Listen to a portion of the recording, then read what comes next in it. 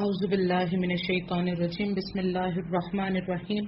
الحمد للہ رب العالمین الرحمن الرحیم اللہم صلی علی محمد وعلی آل محمد رب اشرح لی صدری ویسر لی امری واحلل عقدۃ من لسانی یفقہوا قولی۔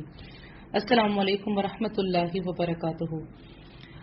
الحمدللہ لاسٹ ٹائم ہم لوگوں نے سورہ نساء کی آیت نمبر 129 تک ترجمہ اور تفسیر کیا تھا۔ آج ہم سورہ نساء کی آیت نمبر 130 سے ترجمہ اور تفسیر کریں گے انشاءاللہ تعالی۔ لاسٹ جو آیت کا ہم نے ترجمہ کیا تھا وہ سورہ نساء کی 129 تھی، جس میں اللہ تعالیٰ نے یہ کہا تھا کہ مردوں کو کلام تھا کہ اگر تم سے یہ تو کبھی نہ ہو سکے گا کہ اپنی تمام بیویوں میں ہر طرح عدل کرو، گو تم اس کی کتنی ہی خواہش و کوشش کرو، اس لیے بالکل ایک ہی طرف مائل ہو کر دوسری کو لٹک تک نہ چھوڑ دو۔ اس کی تفسیر ہو چکی تھی۔ اس کے بعد پھر اللہ تعالیٰ نے آیت نمبر 130 میں فرمایا کہ اگر میاں بیوی جدا ہو جائیں تو اللہ تعالیٰ اپنی وسعت سے ہر ایک کو بے نیاز کر دے گا۔ اللہ تعالیٰ وسعت والا، حکمت والا ہے۔ یہاں پر اللہ سبحانہ تعالیٰ یہ صورت بتا رہے ہیں کہ کوشش کے باوجود اگر میاں اور بیوی میں نبھا ہونے کی کوئی صورت نہیں ہے تو پھر طلاق کے ذریعے سے علیحدگی اختیار کر لی جائے۔ ممکن ہے کہ علیحدگی کے بعد مرد کو مطلوبہ صفات والی بیوی اور عورت کو مطلوبہ صفات والا مرد بن جائے۔ اسلام میں اگرچہ طلاق کو سخت ناپسند کیا گیا ہے، اور ایک حدیث میں بھی آتا ہے کہ یہ ایک ایسا عمل ہے جو حلال تو ہے لیکن اللہ کو سخت ناپسند ہے، اس کے باوجود اللہ سبحانہ تعالیٰ نے اس کی اجازت دی ہے۔ تو اس کے معاملے میں لیکن سارے چیزوں کو دیکھتے ہوئے جیسے کہ بتایا گیا ہے کہ پہلے مرد کے بڑوں میں سے ایک بڑا آئے اور عورت کے بڑوں میں سے بڑا آئے اور وہ بیٹھ کر آپس میں بات چیت کریں۔ اور اس میں ایک یہ بھی دیکھنے میں آیا ہے، پرسنلی میرا ایکسپیرینس بھی رہا ہے ادھر ادھر سب جگہ دیکھتے ہوئے، کہ بعض اوقات لڑکے کی طرف سے یا لڑکی کی طرف سے کوئی ایسا بڑا آ جاتا ہے جو خود بھی بڑا جذباتی ہوتا ہے اور وہ بجائے بات بنانے کے مزید بات خراب کر دیتا ہے۔ یعنی کہ لڑکی والا ہے تو وہ لڑکی والے کی اس طرح سے سائیڈ لے گا کہ لڑکے والوں کو ڈی گریڈ کر دیتا ہے یا شوہر کو اس کے ڈی گریڈ کر دیتا ہے، جس کی وجہ سے میاں بیوی آپس میں جبکہ صلح چاہ رہے ہوتے ہیں اور وہ چاہ رہے ہوتے ہیں اپنی انا کی وجہ سے بات نہیں کر سکتے بڑوں کو بیچ میں ڈال کے کہ کوئی مسئلہ حل ہو جائے، لیکن بعض اوقات بڑے بھی آ کر بیچ میں مسئلہ خراب کر دیتے ہیں، ٹھیک ہے، کیونکہ وہ اپنے رشتے کی وجہ سے، اپنے خون کی وجہ سے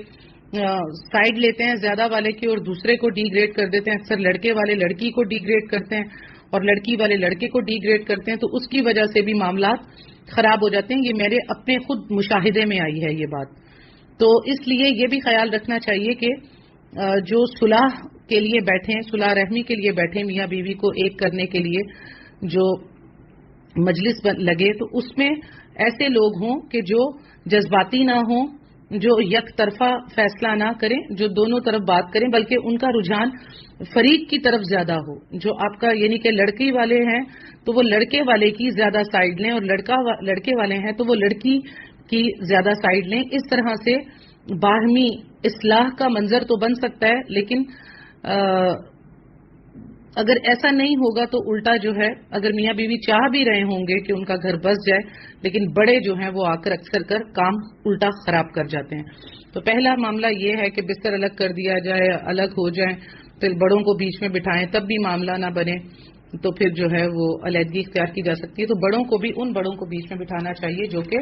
عقل مند ہوں، برداشت کرنے والے ہوں، انصاف کی بات کرنے والے ہوں، اور سامنے جو آپ کا مخالف سمت کا فریق ہے اس کی بات کو زیادہ سننے والا ہو۔ آیت نمبر 131 کا ترجمہ ہے، زمین اور آسمانوں کی ہر چیز اللہ تعالیٰ ہی کی ملکیت میں ہے، اور واقعی ہم نے ان لوگوں کو جو تم سے پہلے کتاب دیے گئے تھے اور تم کو بھی یہی حکم دیا ہے کہ اللہ سے ڈرتے رہو، اور اگر تم کفر کرو تو یاد رکھو کہ اللہ تعالیٰ کے لیے ہے جو کچھ آسمانوں میں ہے، جو کچھ زمین میں ہے، اور اللہ بہت بے نیاز اور تعریف کیا گیا ہے۔ دیکھیں اللہ سبحانہ تعالیٰ نے یہاں پر اپنی جو ہے بادشاہی کو بیان کیا ہے کہ زمین ہو یا آسمان ہو، اس کی ہر چیز وہ اللہ تعالیٰ ہی کی ملکیت ہے۔ جیسے کہ ہمارے ہاں اور یہود و نصارہ میں بھی، اور اس سے پہلے بھی، اس کے بعد میں بھی، اور ایون امت مسلمہ میں بھی لوگ بہت سے बुजुर्गों का, वलियों का, बाबों का, पैगंबरों का हिस्सा समझते हैं कि उनका भी ज़मीन व आसमान के मामलात में जो है वो सिफारिशें चलती हैं अल्लाह के यहाँ, और वो सिफारिशें करते हैं मरने के बावजूद, कब्रों में आपको सुन रहे हैं, आपकी बातों को पहुंचा रहे हैं, वसीला आपका बने हुए हैं, तो ये चीज़ बिल्कुल गलत है। अल्लाह ताला की मलकियत में कोई भी शामिल नहीं है। अल्लाह सुब्हाना ताला ने यही बात कह दी कि तुमसे पहले लोगों को भी हमने किताब में यही बात बताई थी और उनको भी यही हुक्म दिया था कि अल्लाह ताला से डरो और कुफर ना करो, क्योंकि कुफर का मतलब होता है इनकार करना, छुपाना, झुटलाना। तो वो ये काम करते थे। तो अल्लाह ताला ने फरमा दिया, नबी सल्लल्लाहु अलैहि वसल्लम को भी यहाँ तंबीह कर दी कि आप भी जो है वो खबरदार रहें कि ये जमीन और आसमान की तमाम मलकियत अल्लाह सुब्हाना ताला ही के लिए है, ठीक है ना। और यही अल्लाह ताला ने यहाँ आयत में कहा, और तुमको भी यही हुक्म किया है कि अल्लाह से डरते रहो, यानी नबी सल्लल्लाहु अलैहि वसल्लम को मुखातिब करके अल्लाह ताला कह रहे हैं कि आप भी जो है, आपको भी यही हुक्म दिया जा रहा है कि आप अल्लाह ताला से डरते रहो, यानी तकवा और परहेजगारी इख्तियार करो। फिर इसी आयत के एंड में अल्लाह ने कह दिया, दोबारा रिपीट कर दी अपनी बात के आसमानों और जमीनों में और जो कुछ भी इसके अलावा है सब अल्लाह ताला का है, और अल्लाह ताला बेनियाज है, उसे किसी की कोई जरूरत नहीं है, और वो तारीफ किया गया है। उसकी तारीफ चाहे इंसान जिन्नात करें या ना करें, उसकी शान में कोई इजाफा नहीं होता। अगर तमाम के तमाम जिन और इंसान उसकी हम्दो सना करें, इबादत करें, तब भी उसकी शान में कोई इजाफा नहीं हो जाएगा। और अगर जिन और इंसान और तमाम मखलूक उसकी इबादत ना करें तब भी कोई इजाफा नहीं होगा, और इबादत करें तब भी कोई इजाफा नहीं होगा या कोई कमी नहीं होगी। यानी अल्लाह ताला अपने आप में एक मुकम्मल शान वाला है, तारीफ वाला है,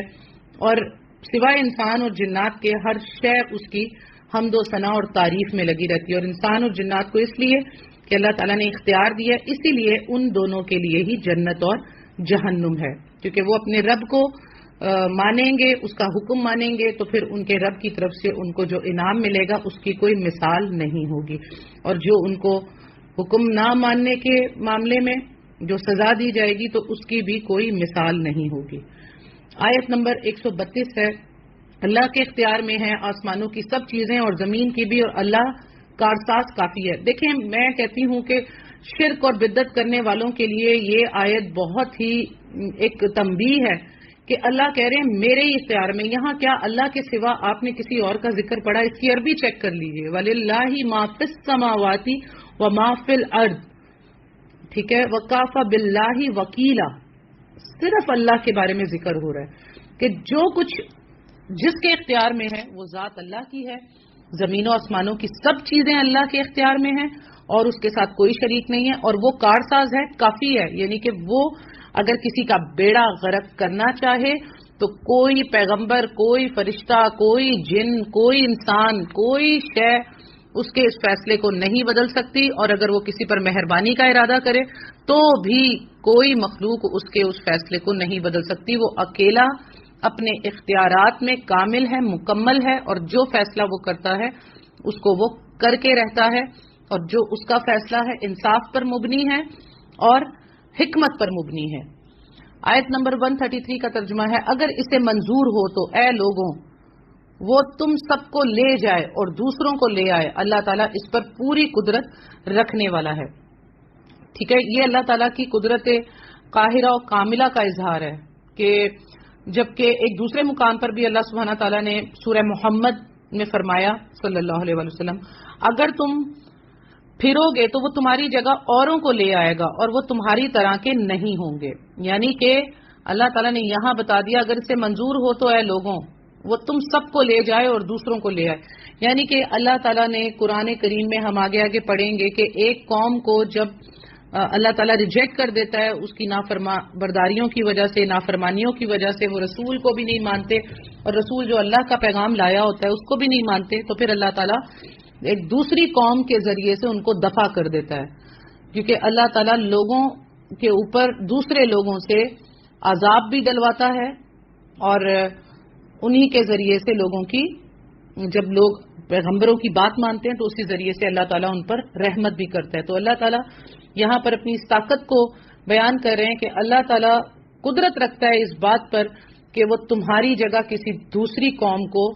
تم پر غالب کر دے اور تمہیں اس کے ذریعے سے دفع کر دے. جیسے کہ آج میں دیکھ رہی ہوں، اپنا پرسنل میرا اوپینین یہ ہے، اپنا جو میرا میں دیکھ رہی ہوں کہ آج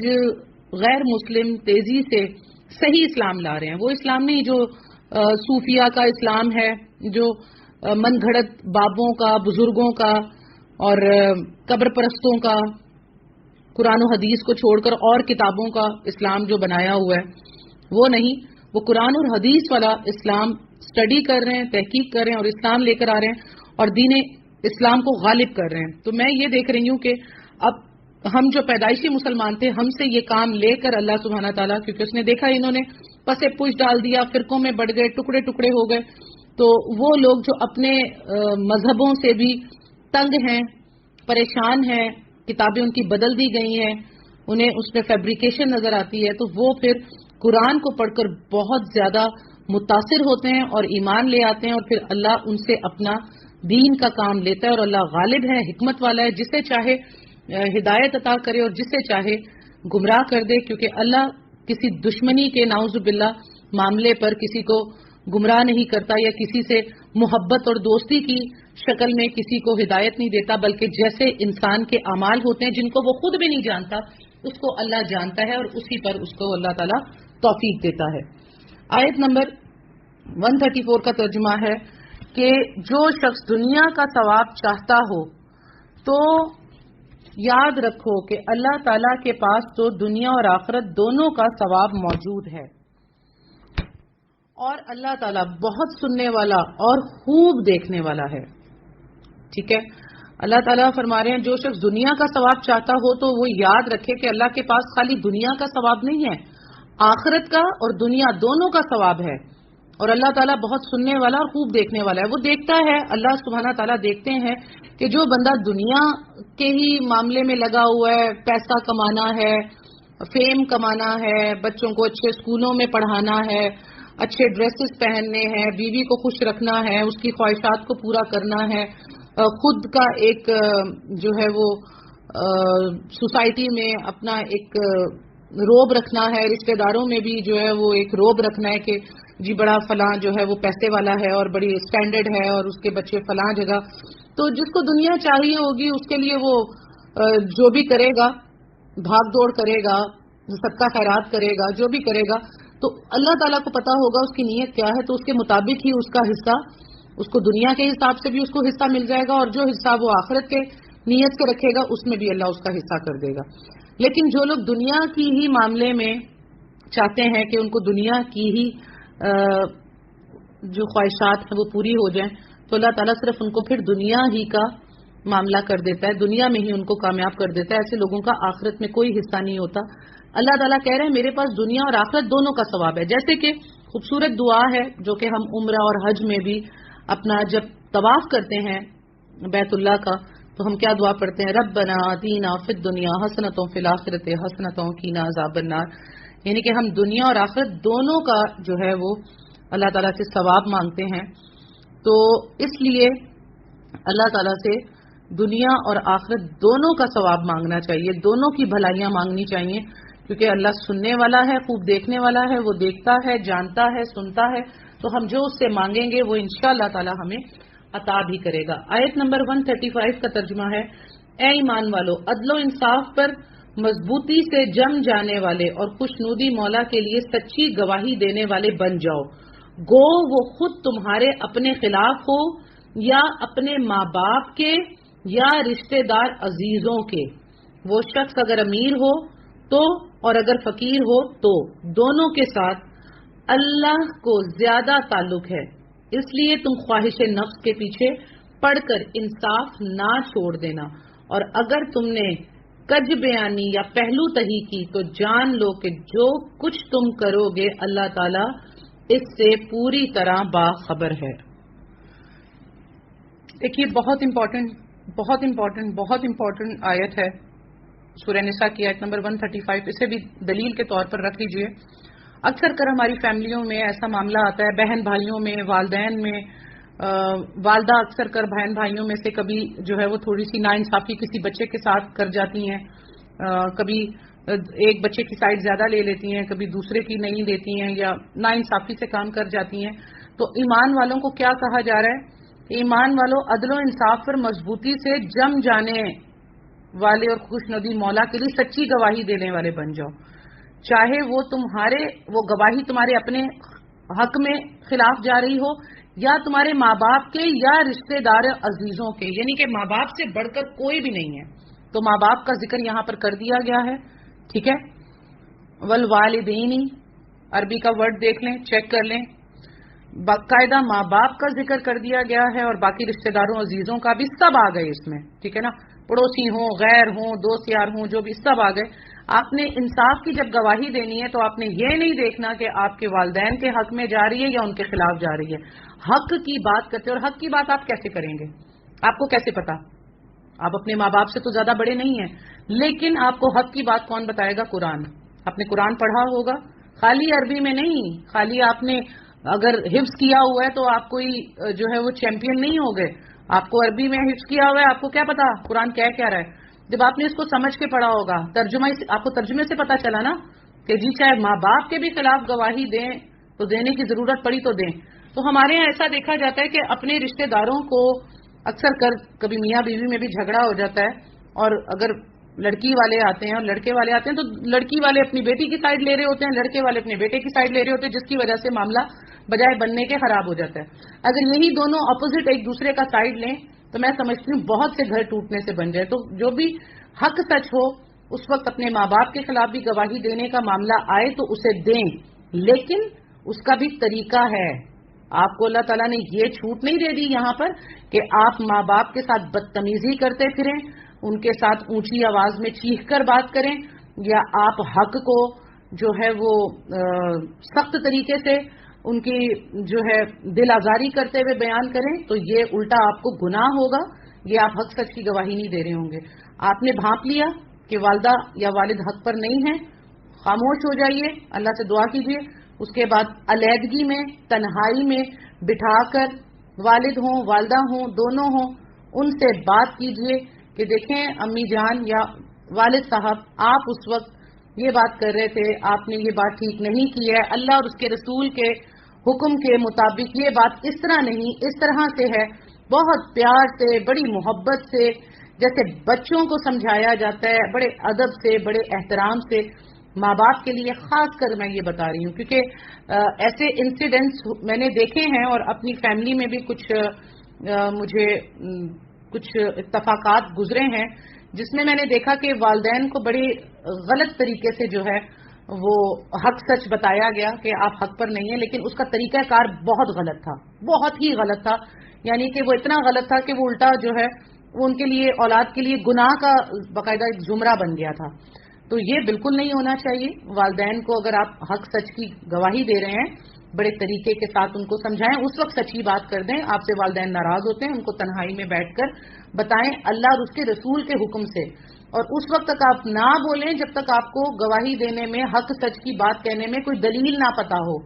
یعنی قرآن سے کوئی دلیل معلوم ہو آپ کو، حدیث سے کوئی دلیل معلوم ہو تو تب آپ بولیں. اب پتہ چلے آپ کو پتہ ہی نہیں ہے کسی بات کا، آپ کسی غلط جگہ کی سائڈ لے لیں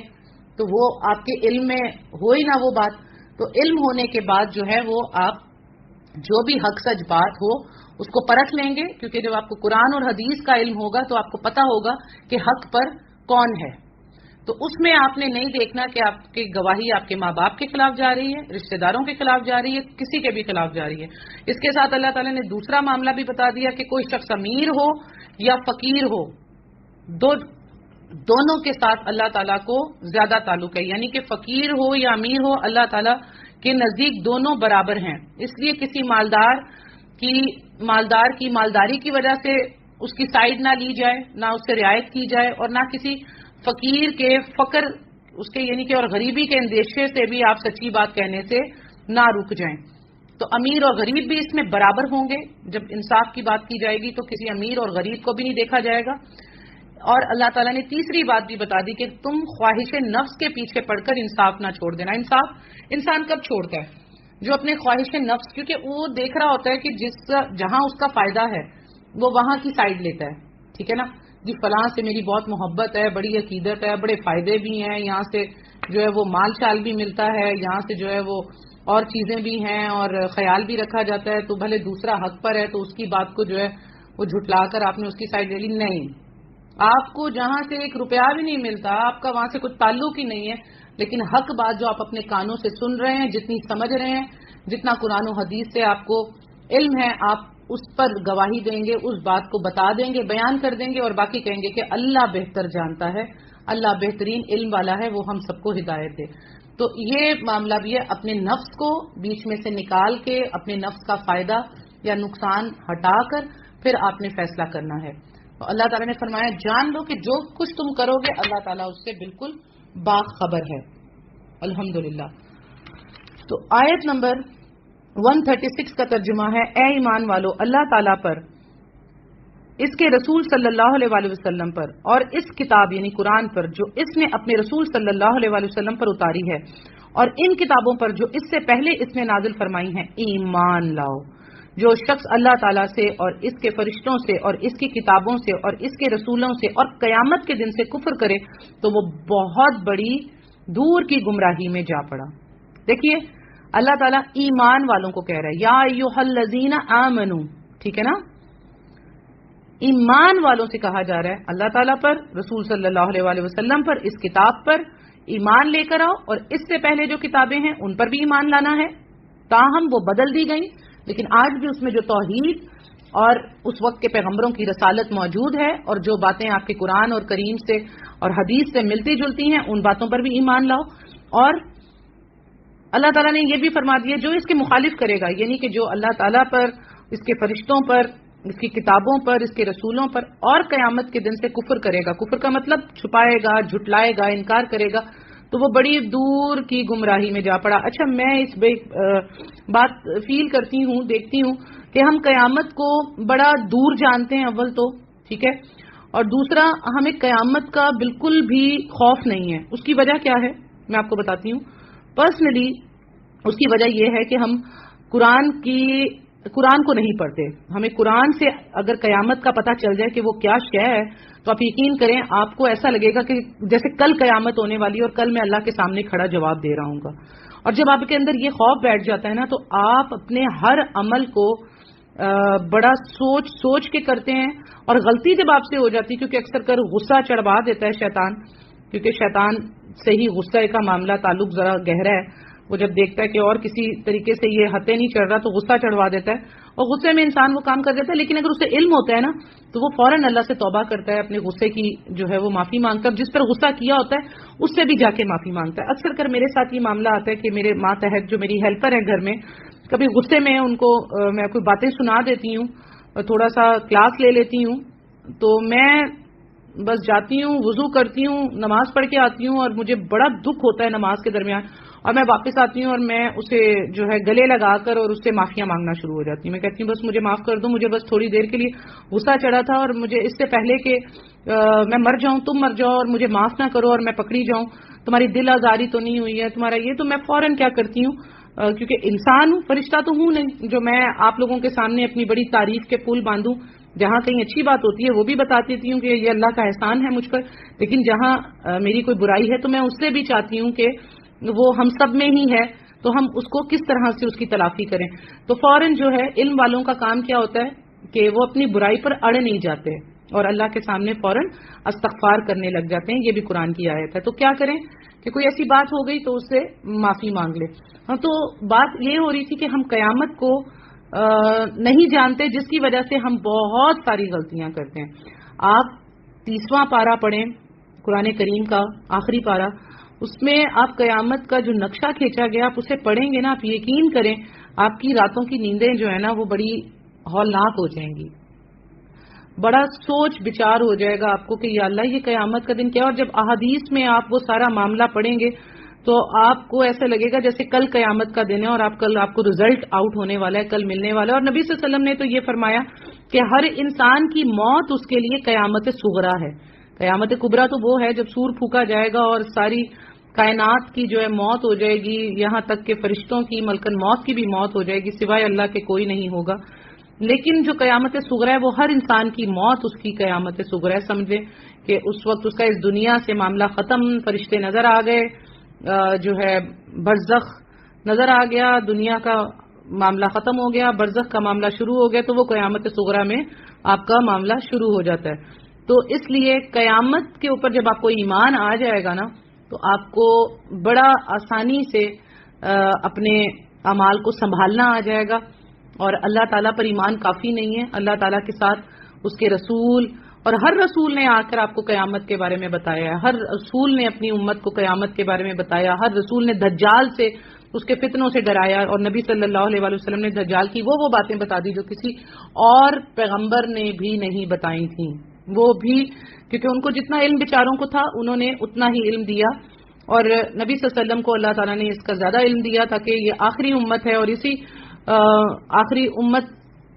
کے بعد قیامت ہے، تو جو کچھ بھی ہوگا دجال جو ہے وہ اس وقت موجود ہو کے کرے گا، تو یہ امت زیادہ سے زیادہ اپنا بچاؤ کر سکے. لیکن افسوس کہ آج یہ امت احادیث سے اتنی دور ہے، ہمارے ممبروں پر کوئی معاملات نہیں ہوتے قیامت کے معاملے میں، دجال کے معاملے میں، اس کی نشانیوں کے معاملے میں. لوگوں کو یہاں تک نہیں پتا کہ قیامت کی 10 بڑی نشانیاں کون سی ہیں. آپ یقین کریں لوگوں کو نہیں پتا. تو کیا وجہ ہے؟ اور آپ کوئی 10 بالی ووڈ ہیرو یا ہیروئنس کے نام پوچھ لیں، وہ 10 سے کیا 100 تک بتا دیں گے. آپ کوئی بوتیک کے نام پوچھ لیں وہ بتا دیں گے. آپ کسی بھی چیز کے بارے میں پوچھ لیں، کھلاڑیوں کے نام پوچھ لیں، فٹ بال کے مشہور کھلاڑی کون ہے، کرکٹ کے کون ہے، 10 سے کیا 20 نام. لیکن قیامت کی 10 نشانیاں آپ پوچھیں، آپ کو 100 میں سے کوئی 5 لوگ ملیں گے جو آپ کو قیامت کی 10 نشانیاں بتائیں گے. تو وجہ کیا ہے؟ اسی لیے آج ہمارے علماء ہمیں ممبروں پر جمعے کے خطبوں میں قیامت اور اس کی نشانیوں سے ہم دور ہیں، جس کی وجہ سے ہمیں قیامت کا نہ ڈر ہے نہ خوف ہے. اور جب قیامت کا ڈر اور خوف نہیں ہوتا تو مرنے کا بھی خوف ختم ہو جاتا ہے، اور جب مرنے کا خوف ختم ہو جاتا ہے تو پھر آپ کو عذاب قبر کا خوف بھی ختم ہو جاتا ہے، جنت اور جہنم کا بھی تصور پھیکا پڑ جاتا ہے، اور جہنم کا اور قبر کے عذاب کا خوف بھی ختم ہو جاتا ہے. یہاں تک کہ ہم پھر یہ بحث کرتے ہیں کہ جی قرآن میں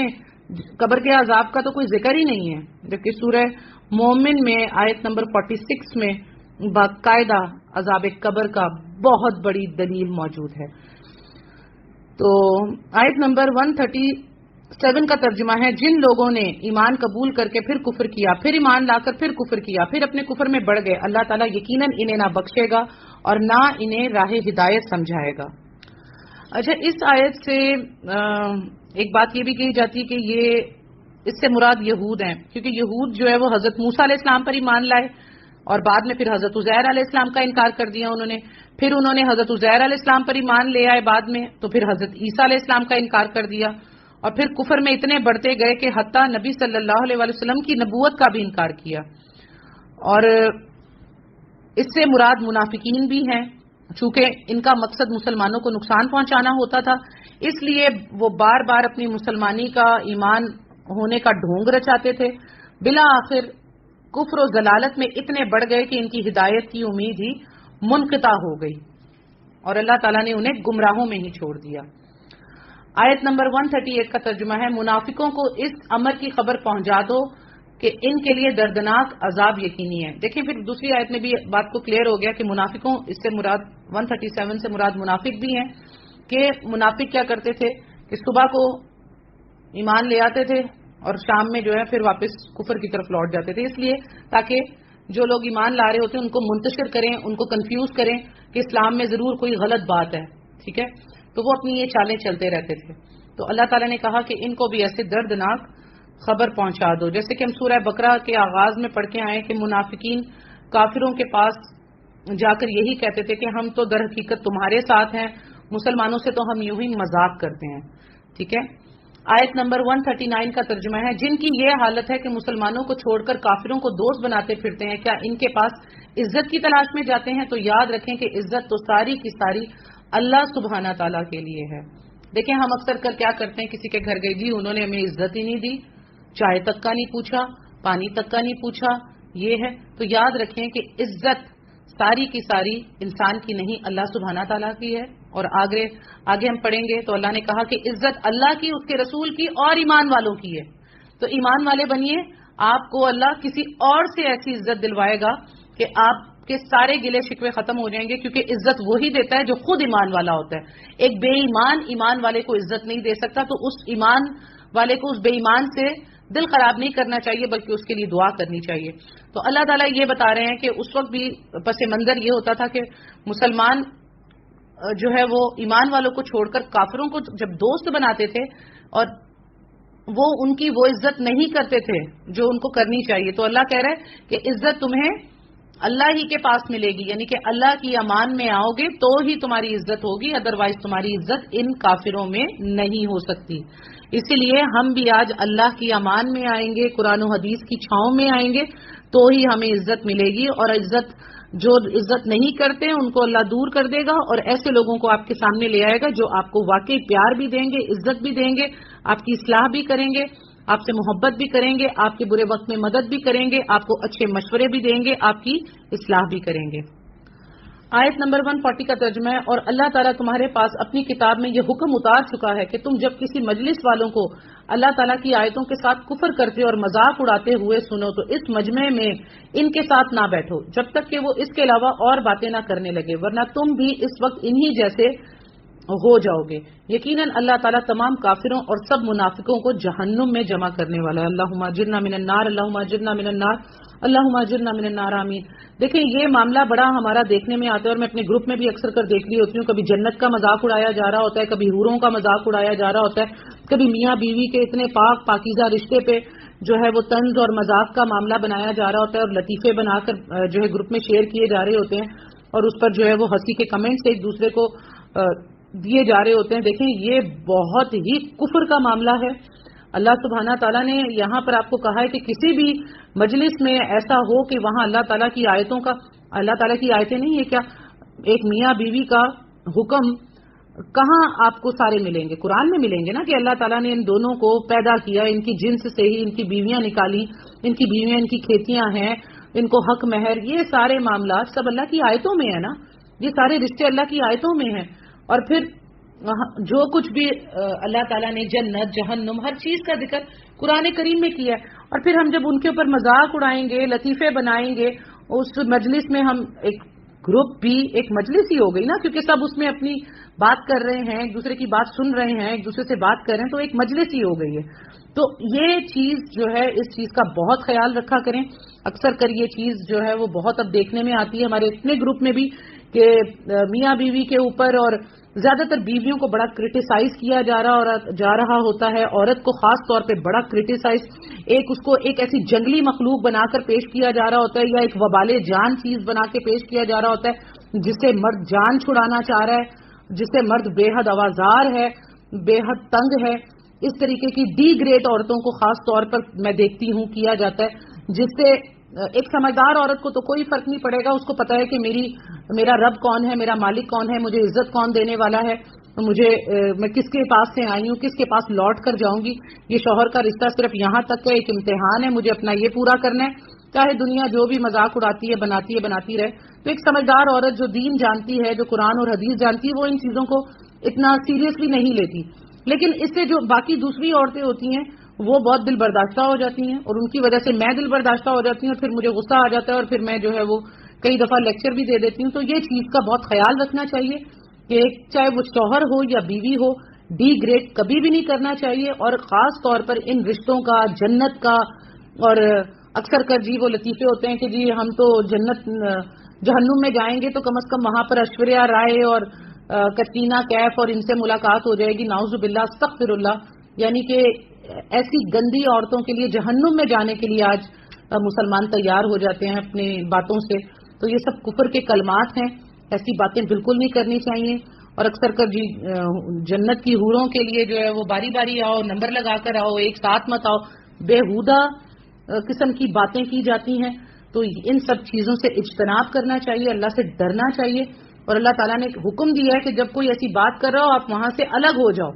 اور جب وہ اس بات کو چھوڑ دیں تو پھر آپ ان میں آ کر بیٹھو اور اصلاح باتیں کرو، اصلاح کرو ان کی، اور ان کو سمجھاؤ کہ یہ باتیں کرنا